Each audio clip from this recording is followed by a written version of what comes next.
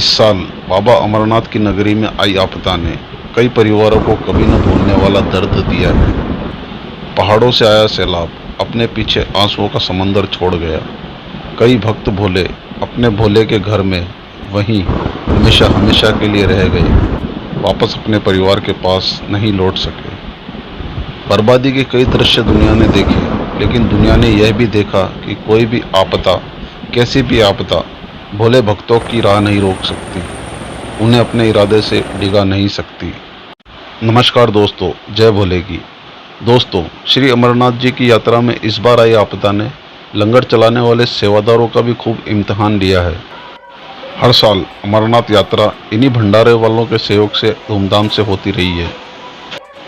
हजारों फीट ऊंचे बर्फीले पहाड़ों पर जगह जगह पूरे 2 महीने तक 24 घंटे लाखों श्रद्धालुओं के लिए मुफ्त स्वादिष्ट गर्मा गर्म भोजन, पकवान, मिष्टान, चाय, दूध आदि के बंदोबस्त का बीड़ा श्राइन बोर्ड नहीं बल्कि ये भंडारे वाले भक्त ही उठाते आए हैं।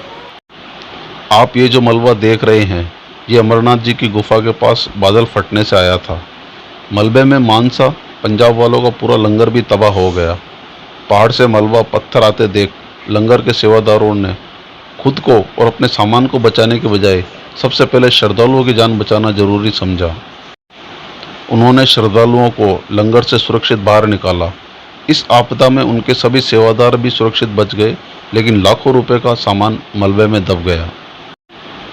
कुछ देर पहले जहां भजनों और शिव भोले के जयकारों के बीच श्रद्धालुओं को मनुहार कर स्वादिष्ट भोजन कराया जा रहा था, पल भर में वहां भी भगदड़ मच गई।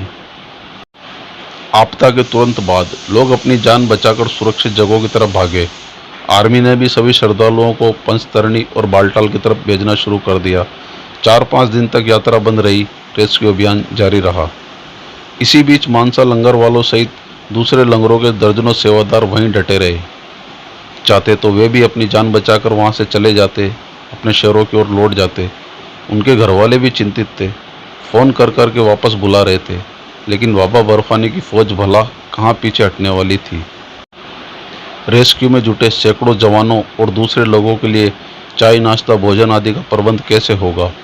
यात्रा फिर शुरू होगी तो भोले के घर आने वाले यात्रियों को खाना कौन खिलाएगा, उनके लिए चाय नाश्ते की जिम्मेदारी कौन उठाएगा। यही सोचकर लंगर के सेवादार वहीं डटे रहे। रेस्क्यू ऑपरेशन में सहयोग करने के साथ ही अपने अपने लंगर फिर से शुरू करने के लिए प्लानिंग की। फिर से रसद सामग्री का इंतजाम करने में लग गए। फिर वो दिन भी आ गया जब इस दुर्गम खूबसूरत घाटी में फिर से बाबा बर्फानी के जयकारे गूंजने लगे। यात्रा शुरू हुई। पवित्र गुफा पर श्रद्धालुओं के जत्थे पहुंचने लगे तो लंगरों के सेवादार भी फिर से उसी जोश और सेवा भावना के साथ उनकी आवभगत में जुट गए। पिछला सारा दर्द पीड़ा भुलाकर चंद दिनों में ही उन्होंने वापस लंगर का सेटअप तैयार कर लिया।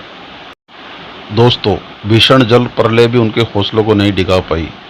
दिल से सलाम है ऐसे सेवादारों को, उनके हौसलों को और उनकी सेवा भावना को।